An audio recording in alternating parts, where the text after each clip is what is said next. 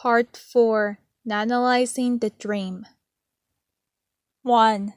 The Businessman's Advice, 1927. You want my advice, Joey? I remember Adrienne asking me this. It was late one evening at the Russian tea room. We were sitting at our usual table in the corner drinking old fashions. I did want his advice. Arch was doing super business at the time, and still is.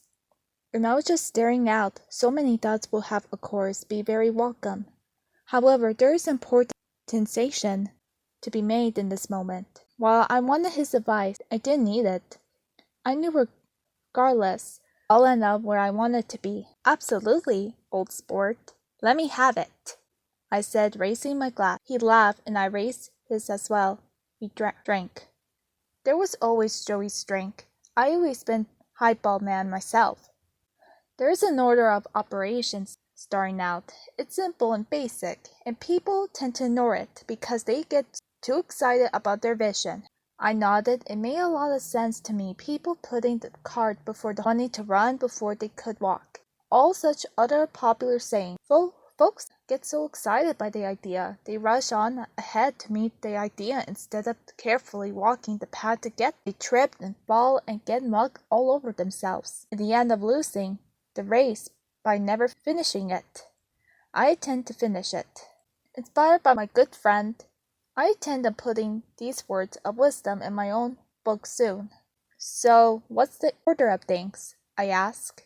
Arch leaned in as if telling me a great secret. He didn't have to. We were, as usual, the last ones in the restaurant, closing the place down. Two of the waiters were waiting at the table nearby having a little dinner. The very first thing is a good idea. I laughed at that, but it wasn't a joke, and I knew it wasn't a joke. I laughed because I knew there were many out there who didn't realize that something so simple was still so important. This is accurate. That much is obvious, I said, but it wasn't really for me, it was. But in general, I have met so many men wanting business advice from me, and I always ask them what their big idea is. I can't tell you how many of them answer with, I want to be rich, or I want to be successful. That's not the idea, that's the goal. There's a difference. You laugh. I always laugh at you, I replied. Arch gave me that look of his, that look that pretended he was annoyed with me, but wasn't. Very funny, Drew. I know. You are searching for your grand idea, and I know you'll find it any day now. But after that, the team, do you have any idea how hard it is to find a good one? He asked. I nodded then. It wasn't a yes. It was me agreeing with his order of business. That was indeed my concern, a team.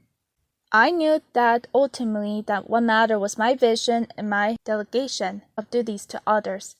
But I'm no fool. I knew I also needed true talent to execute my future plans. I needed experts, men or women, with talent and the ability to take an idea and run with it. I was no babysitter. I do not. That is definitely important, I said. It is. You had to find the right mix. You had to find a man who also worked without you looking over their shoulder, but at the same time don't feel the urge to add their own personal improvements, at least not without your permission. You need loyalty, so you need people who share your vision, but you don't want them taking over either. It's a delicate balance, I said, finishing on my drink. I remember how thoughtful I felt then, how carefully I went into my memories of people I knew, and circumstances that inspired solid work effort. I thought about the signal groups, the army, how the training done through routine and fear.